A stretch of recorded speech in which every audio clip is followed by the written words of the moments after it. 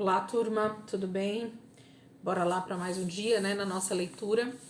Mais um tempinho aqui com o Senhor. E eu tenho certeza que você tem sido edificado pela palavra, né? Deus sempre nos alimentando com uma boa palavra. Amém? Vamos orar, entregar esse momento para o Senhor e a gente já vai começar a nossa leitura de hoje. Jesus, muito obrigado, Pai, por mais esse dia, por essa terça-feira. Nós te louvamos, porque mais um início de semana aí, nós já estamos caminhando para o segundo dia e somos muito gratos, Pai, pela nossa vida, pelo fôlego de vida que o Senhor nos dá toda manhã, pelo fôlego de vida que o Senhor nos dá para viver mais um dia, pela graça do teu amor, da tua compaixão, da tua misericórdia, nos alcançando todos os dias, Senhor, ainda que nós sejamos infiéis, o Senhor é fiel, o Senhor não muda, o Senhor é imutável, o Senhor é imutável, o Senhor não muda.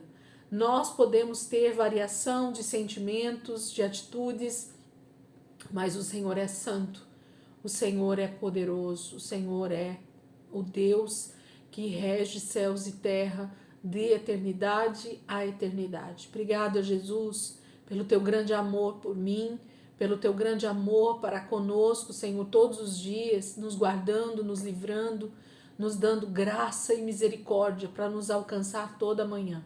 Obrigada, Jesus, por mais esse dia. Ministra as nossas vidas aqui, Pai, de maneira especial nesse dia, eu te peço. Espírito Santo de Deus. Amém. Amém, queridos? Então vamos lá? Semana 23, dia 2. Hoje nós vamos começar o livro de 1 Reis, né? Davi entrega o reino já a Salomão e nós vamos começar a ver esse início do reinado aí de Salomão. E depois a gente vai ler mais 3 salmos. 1 Reis, capítulo 1, versículo 1 diz assim: Quando o rei Davi ficou velho, já de idade bem avançada, quase não saía da cama, e por mais que pusessem cobertores sobre ele, não conseguiam aquecê-lo. Então os ajudantes do rei lhe disseram: Vamos encontrar uma moça virgem que sirva de companheira para o rei e cuide dele. Ela se deitará nos seus braços a fim de aquecer o rei. Então andaram pelo país, por todos os cantos, a fim de encontrar uma moça que fosse bonita. Finalmente encontraram Abisag, uma sunamita. Trouxeram a moça ao rei. A jovem era muito bonita, ela cuidava do rei e o servia, porém ele não teve relações com ela. Então Adonias, filho de Davi, cuja mãe se chamava Agite, se exaltou e disse: Eu serei o rei. Ele alugou carruagens e homens que dirigissem essas carruagens, providenciou também 50 homens que corressem pelas ruas à frente dele, como se fossem soldados da infantaria real. Seu pai, o rei Davi, nunca o havia contrariado, perguntando: Por que você age assim? Adonias era um homem de bela aparência. Ele era o irmão de Absalão, que nasceu logo depois dele. Adonias conquistou a confiança de Joabe, filho de Zeruia, e do sacerdote Abiatar, e eles concordaram em ajudar o jovem a tornar-se rei. Mas dentre os que permaneceram fiéis ao rei Davi e se recusaram a seguir Adonias estavam os sacerdotes Zadok e Benaia, filho de Joiada, o profeta Natã, Simei, Rei e a guarda especial de Davi. Adonias foi a En-Rogel, onde ofereceu sacrifícios de ovelhas, bois e novilhos gordos junto à pedra de Zoelete. Então convidou todos os seus irmãos, os outros filhos do rei Davi, e todos os conselheiros do palácio real de Judá, pedindo a eles que viessem para a sua festa de coroação. Porém não convidou o profeta Natã, nem Benaia, nem a guarda especial do rei, nem mesmo seu irmão Salomão. Então o profeta Natã foi procurar Batseba, mãe de Salomão, e perguntou a ela: Você ainda não sabe que Adonias, filho de Agite, tornou-se rei, sem que o nosso senhor Davi ficasse sabendo? Se você quiser salvar a sua própria vida e a vida de seu filho Salomão, faça exatamente o que eu lhe digo. Vá depressa ao rei Davi e pergunte a ele: Meu senhor, lembra-se da promessa que fez sua serva de que meu filho Salomão seria o próximo rei e que ele se assentaria no seu trono? Então, como é que Adonias já se tornou rei? E enquanto você ainda estiver falando com ele, Eu chegarei e direi que é verdade tudo o que você disse. Então ela entrou no quarto do rei, já bem velho, onde a sunamita Bizag cuidava dele. Batseba se inclinou diante dele, com o rosto no chão. O que você quer? Perguntou o rei. E ela respondeu: Meu senhor, o Senhor jurou a esta sua serva pelo Senhor, o seu Deus. Seu filho Salomão será o próximo rei, e ele se assentará no meu trono. Mas agora Adonias é o novo rei, e o Senhor nem sequer sabe disso. Ele ofereceu sacrifícios de bois, novilhos gordos e ovelhas, e além disso convidou todos os irmãos, o sacerdote Abiatar e o comandante do exército Joabe, mas não convidou o seu servo Salomão. Agora, ó rei, meu senhor, todos os olhos de Israel estão esperando a sua decisão para saber quem sucederá o rei, meu senhor, no trono. Se o rei, meu senhor, não agir depressa, meu filho Salomão e eu seremos tratados como culpados logo depois da sua morte. Enquanto ela falava com o rei, chegou o profeta Natã.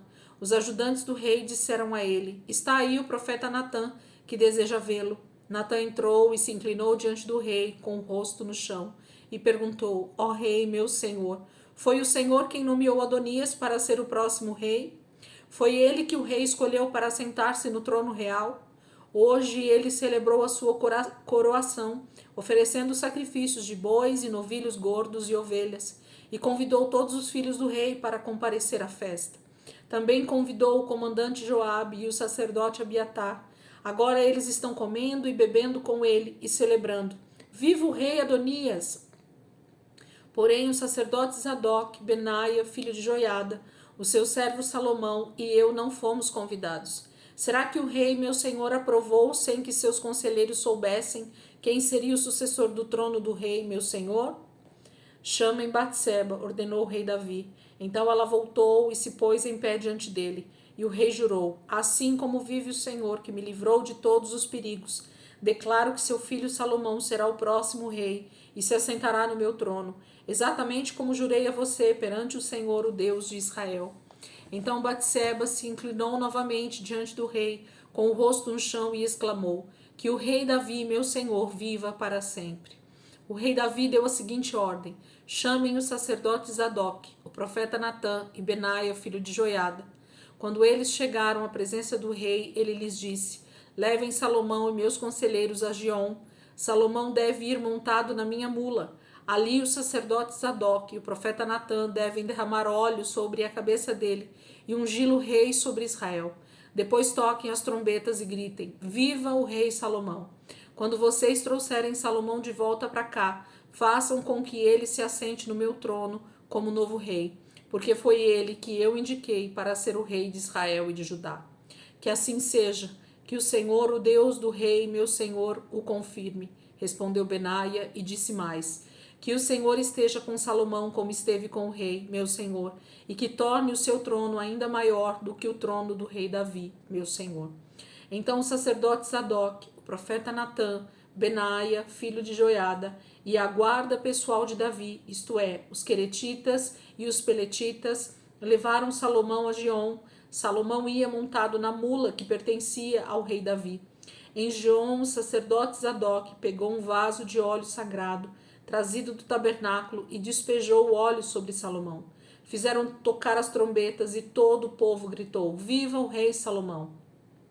Depois todos eles voltaram com Salomão para Jerusalém, e por todo o caminho vieram tocando flauta e celebrando de tal forma que o chão tremia com o seu barulho. Adonias e seus convidados ouviram aquela agitação e gritaria bem na hora em que terminavam o banquete. Ao ouvir o toque da trombeta, Joabe perguntou: O que está acontecendo? Por que a cidade está nessa agitação? Enquanto ele ainda falava, Jonatas, filho de Abiatar, o sacerdote, chegou correndo. Entre, Adonias disse a ele, pois você é um homem bom, você deve estar trazendo boas notícias. Nosso senhor, o rei Davi, declarou que Salomão é o rei. Jonatas gritou: O rei mandou que ele fosse a Giom com o sacerdote Zadok, o profeta Natã e Benaia, filho de Joiada, protegido pelos queretitas e peletitas, e ele ia montado na mula que pertence ao rei. Depois o sacerdote Zadok e o profeta Natã despejaram óleo sobre a cabeça dele como novo rei em Giom. Eles acabam de voltar e a cidade toda está comemorando. Todo esse barulho é por isso. Salomão está sentado no trono, e todos os servos do rei vieram abençoar o nosso senhor, o rei Davi, dizendo que o Deus do rei Davi torne o nome de Salomão ainda mais famoso do que o seu. Que Deus faça o reinado de Salomão ainda maior do que o reinado do rei Davi. E o rei se inclinou na cama e orou: Bendito seja o Senhor, o Deus de Israel, que escolheu um de meus filhos para sentar-se no meu trono e permitiu que os meus olhos o vissem hoje. Então Adonias e seus convidados saíram correndo da mesa do banquete e fugiram de medo. Eles trataram de salvar as suas vidas. Adonias correu para o tabernáculo e se agarrou às pontas do altar. Quando Salomão soube que Adonias estava com medo dele e estava agarrado nos chifres do altar, dizendo que o rei Salomão jure hoje que não matará o seu servo com a espada, respondeu: se ele se comportar bem, não cairá um só fio de cabelo da sua cabeça. Mas se nele se descobrir alguma maldade, ele morrerá. Então Salomão mandou buscar Adonias, e os mensageiros fizeram com que ele descesse do altar. Ele veio e se inclinou diante do rei, e Salomão disse a Adonias: vá para casa. Então o capítulo 1 de 1 Reis fala, dessa trama do próprio filho de Davi, chamado Adonias, filho de uma das suas esposas, chamada Agite. E ele simplesmente se coroa, Ele mesmo traz a coroa sobre a sua cabeça, uma festa particular com os seus irmãos, convidados, Com alguns líderes, inclusive o comandante Joabe, que era um dos principais comandantes do rei Davi, que tinha talvez uma afeição, por Adonias, gostava dele e achava que ele seria um bom rei. E eles estão naquele banquete e simplesmente o profeta Natan dá um jeito de intervir, fazendo com que Davi saiba, do que está acontecendo, por ele já ser muito velho. Com certeza Davi já estava realmente extremamente acamado, já não ficava sabendo de muita coisa, se eles não trouxessem as notícias para ele, o seu reino, ele estava andando sozinho, já não precisava, ele tinha muitas pessoas que o serviam, e que traziam tudo que ele precisava e comandavam a nação muito bem, Então Davi não precisava mais estar ativo, era um senhor de idade extremamente convalescente já, muito velho, já bem fraco, acamado, e ele tinha todos os cuidados dessa jovem que se torna sua cuidadora no final da vida. E aí eles conseguem contornar essa situação e realmente Salomão é então ungido na cidade de Gion, e toda a cidade então sabe disso, e inclusive ele já volta para Jerusalém e senta no trono. Ele realmente agora toma posse, mesmo Davi ainda estando vivo. Davi o coroa e o coloca assentado no trono. Não é mais uma palavra mais liberada, Não é somente uma promessa de que ele seria o novo rei, mas agora sim ele realmente toma posse do lugar que será dele a partir de então. Capítulo 2. Quando Davi sentiu que a morte se aproximava, ele deu as seguintes instruções ao seu filho Salomão: eu vou para onde devem ir algum dia todos os homens que estão na terra. Espero que você seja um sucessor forte e merecedor de toda a confiança. Obedeça ao Senhor, o seu Deus, e siga todos os caminhos que ele manda seguir. Guarde todos os mandamentos divinos escritos na lei de Moisés, de modo que você seja bem-sucedido em tudo quanto fizer e por onde quer que for. Se fizer isto, o Senhor vai cumprir a promessa que me fez. Se os seus descendentes andarem corretamente e forem fiéis a mim, de todo o coração e de toda a alma, sempre haverá um descendente no trono de Israel. Você sabe o que Joabe, filho de Zeruia, me fez. Ele assassinou os 2 comandantes dos exércitos de Israel, Abner, filho de Ner, e Amassa, filho de Jéter. Ele fingiu que isso era um ato de guerra, mas foi feito em tempo de paz. Aquele sangue manchou o seu cinto e as suas sandálias. Você é um homem sábio e saberá o que deve fazer. Não deixe que ele morra em paz. Porém, seja bondoso com os filhos de Barzilai de Gileade. Faça dele hóspedes permanentes do rei, pois cuidaram de mim quando eu fugia do seu irmão Absalão. Você se lembra de Simei, filho de Gerá, o benjamita de Baurim? Ele me amaldiçoou com uma terrível maldição quando eu ia para Manaim. Mas quando ele desceu para se encontrar comigo junto ao rio Jordão, Jurei perante o Senhor que não iria matá-lo à espada, mas agora não o considere inocente. Você é um homem sábio e saberá como arranjar uma morte sangrenta para ele. Apesar de ele já ser idoso, faça-o descer à sepultura ensanguentado. Depois Davi morreu e foi sepultado com os seus antepassados na cidade de Davi. Ele reinou sobre Israel durante 40 anos, sendo 7 anos em Hebrom e 33 anos em Jerusalém. E Salomão subiu ao trono do rei do seu pai Davi, e o seu reino fortaleceu-se muito. Certo dia, Adonias, o filho de Agite, veio falar com Betseba, a mãe de Salomão. Você vem em paz? Perguntou ela. Sim, ele respondeu, venho em paz. Na verdade, tenho um pedido a lhe fazer. Que pedido é esse? Ela perguntou. Tudo ia bem comigo, ele disse, e o reino era meu.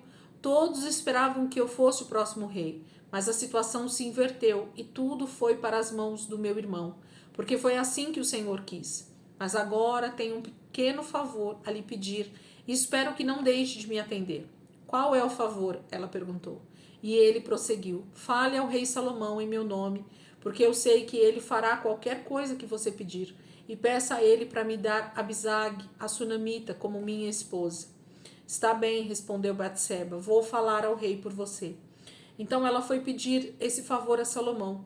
Quando ela entrou, o rei se levantou do trono e se inclinou diante dela. Depois sentou-se no trono e mandou que trouxessem um trono para sua mãe e que fosse colocado ao lado do trono dele. Assim ela se sentou à direita do rei. Tenho um pequeno pedido a lhe fazer, disse ela, e espero que não negue o que vou lhe pedir. E o rei respondeu, faça o pedido, minha mãe. Você sabe que eu não lhe recuso nada. Então ela disse, então permita que o seu irmão Adonias se case com Abisag. Por que a senhora pede a sunamita Abisag para Adonias? Se eu desse Abisag a ele, estaria dando a ele o reino também, pois ele é meu irmão mais velho. Ele, o sacerdote Abiatar e o comandante Joabe tomariam conta de tudo. Então o rei Salomão jurou pelo Senhor que Deus me castigue com a morte se Adonias não morrer hoje mesmo por causa deste plano que ele tramou contra mim. Juro pelo nome do Senhor que me deu o trono de meu pai Davi e este reino que me prometeu a mim e aos meus descendentes que hoje ainda Adonias será morto. E o rei Salomão enviou Benaia, filho de Joiada, para matar Adonias. E Benaia o matou com a espada. Depois o rei disse ao sacerdote Abiatar, volte para suas terras em Anatote. Você deveria morrer também, mas não vou matar você hoje, porque você carregou a arca do Senhor Deus durante o reinado de meu pai e sofreu junto com ele em todos os momentos difíceis da vida dele.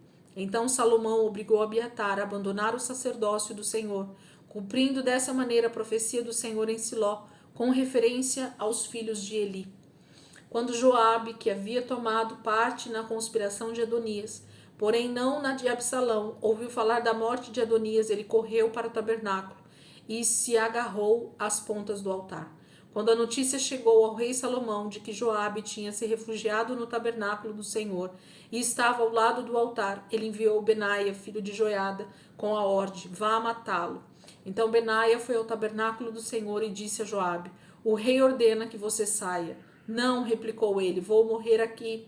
Então Benaia voltou à presença do rei para receber novas instruções. Faça como ele diz, respondeu o rei.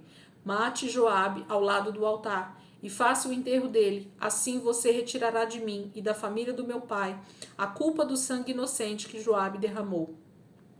Então o Senhor fará Joabe pessoalmente responsável pelo sangue que derramou ao matar 2 homens mais justos do que ele. Pois o meu pai não teve parte na morte de Abner, filho de Ner, comandante do exército de Israel, nem na morte de Amassa, filho de Jéter, comandante do exército de Judá. Que o sangue deles recaia sobre a cabeça de Joabe e seus descendentes para sempre, e que a paz do Senhor esteja para sempre sobre Davi, sobre seus descendentes e seu trono. Então Benaia, filho de Joiada, voltou ao tabernáculo e matou Joabe, e ele foi sepultado ao lado da sua casa no campo. Então o rei nomeou Benaia, filho de Joiada, como comandante do exército, e Zadok como sacerdote em lugar de Abiatar.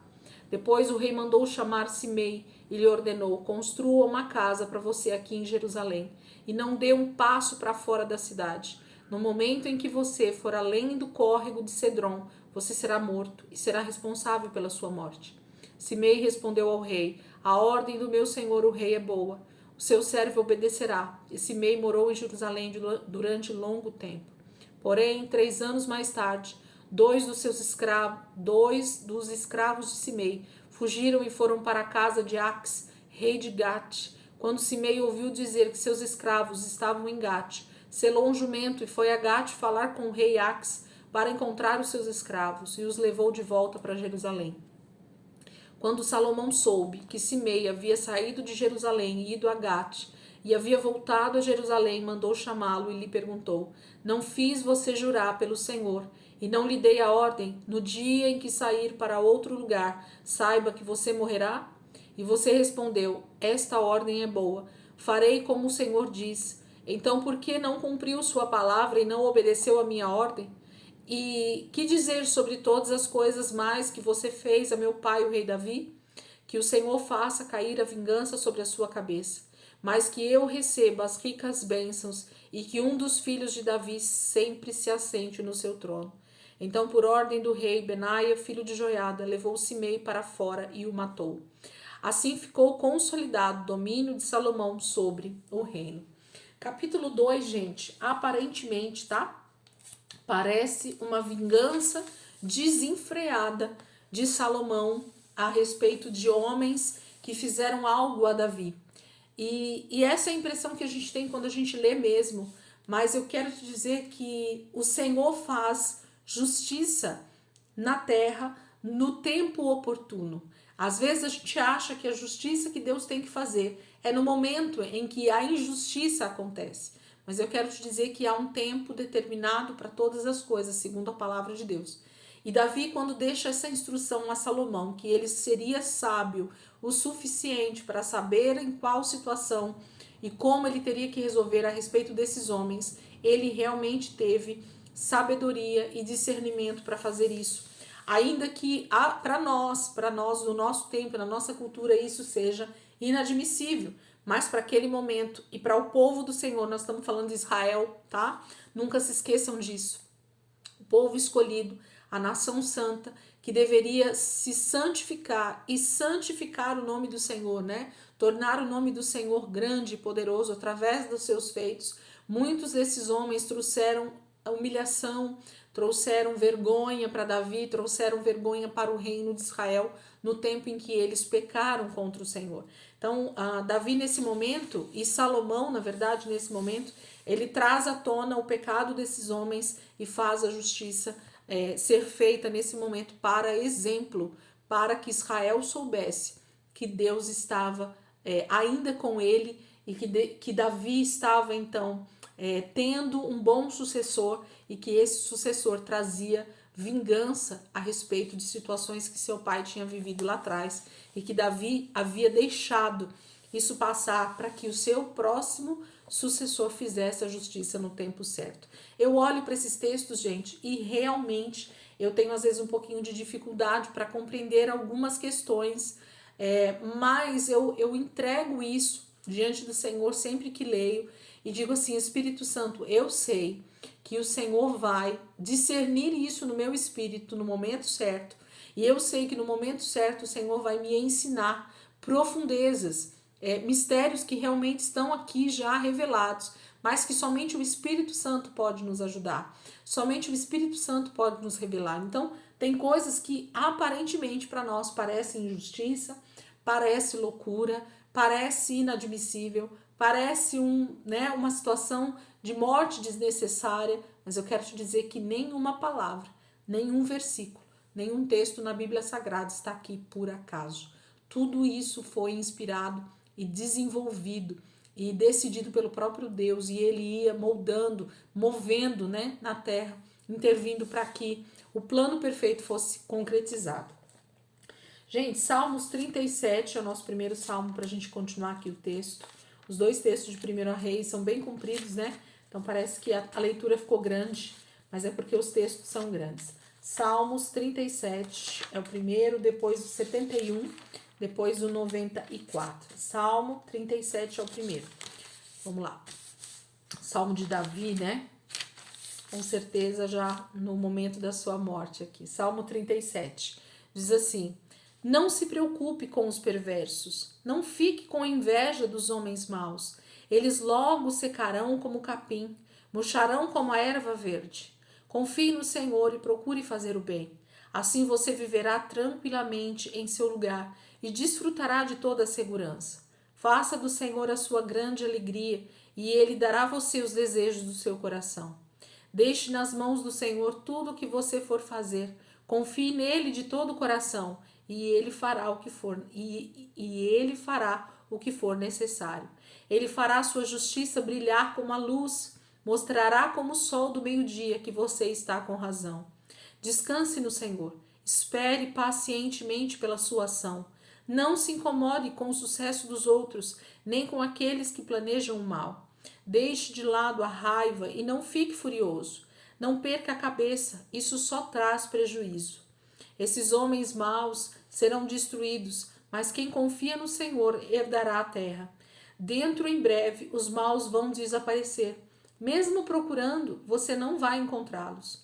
Mas quem se humilha perante o Senhor receberá a terra por herança e viverá em perfeita paz. Os homens maus fazem planos para destruir o justo e contra ele rangem os dentes. O Senhor, porém, zomba deles porque sabe que o dia do castigo está se aproximando. Os maus preparam suas espadas, preparam seus arcos para destruir o humilde e o pobre, para matar os que andam pelo caminho do Senhor. No entanto, as suas espadas atravessarão seus próprios corações e os seus arcos serão quebrados. É melhor ter pouco e obedecer ao Senhor do que possuir as grandes riquezas dos homens maus. Porque a força dos maus será quebrada, mas o Senhor sustentará os justos com a sua força. O Senhor observa passo a passo a vida dos íntegros de coração e prepara para eles uma recompensa eterna. Na época das dificuldades, eles não ficarão sem ajuda. Quando houver fome, eles terão comida à vontade, mas os maus desaparecerão.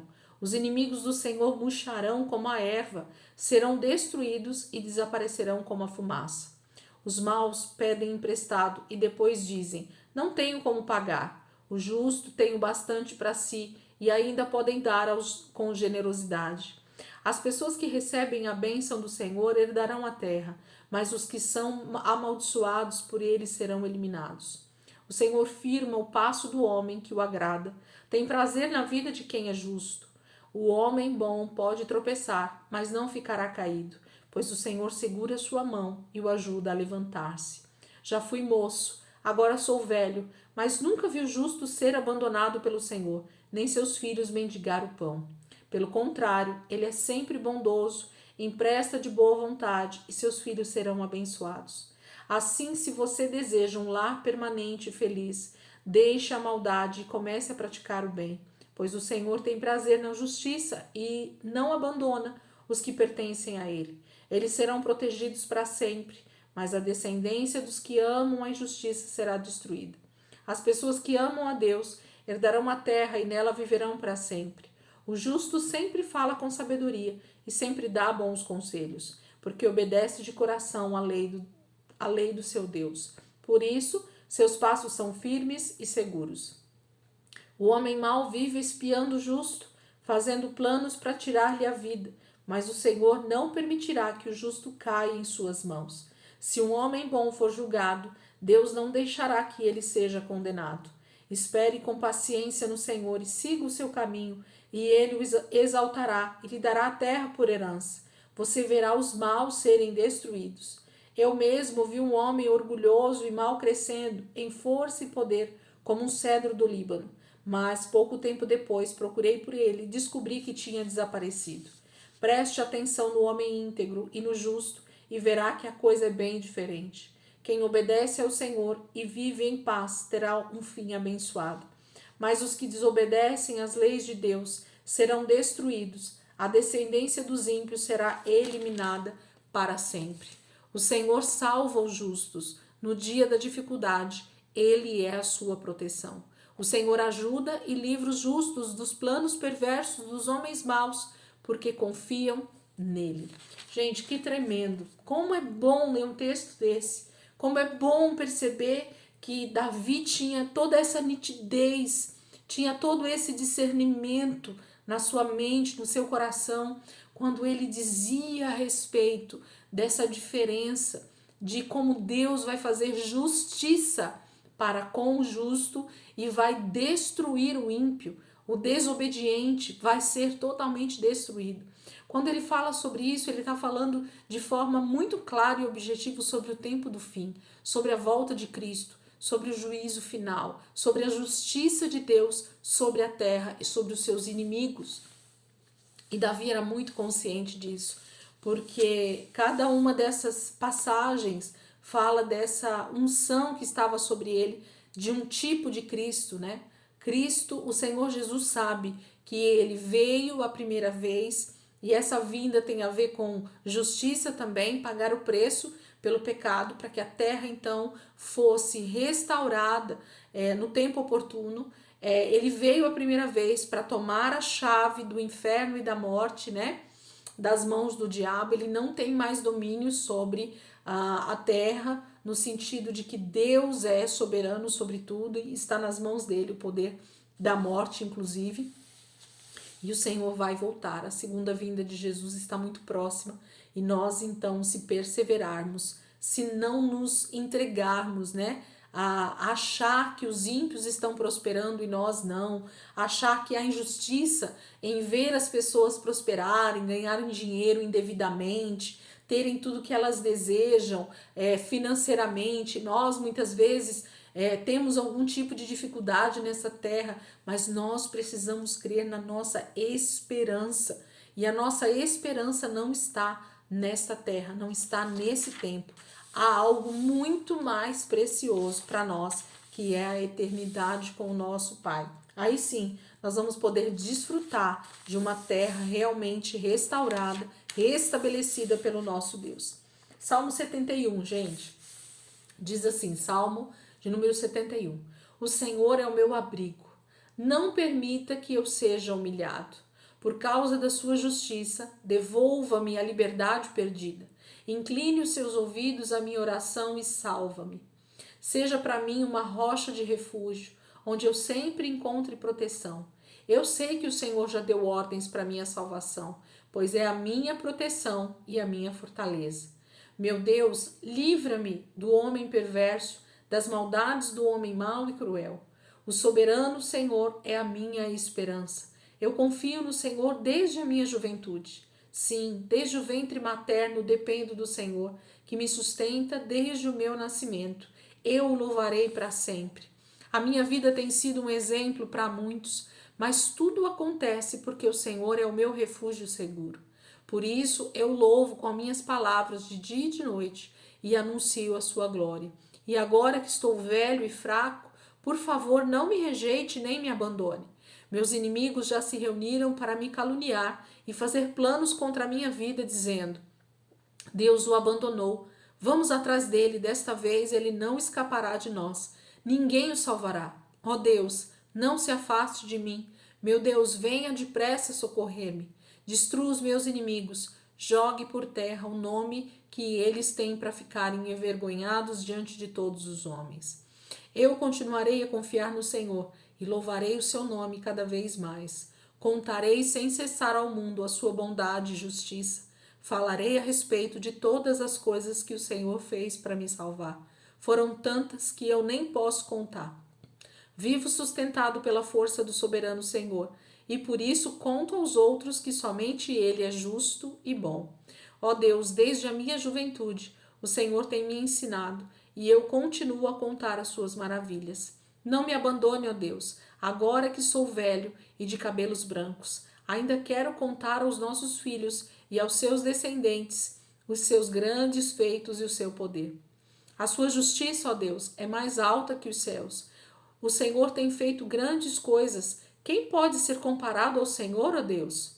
O Senhor me deixou passar por muitas e duras tribulações, mas ainda me devolverá a alegria de viver, tirando-me da cova funda.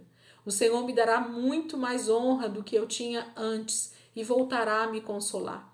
Por isso eu louvarei com música de instrumento de corda, com a lira e a harpa. Cantarei salmos porque o Senhor é fiel, o Santo de Israel.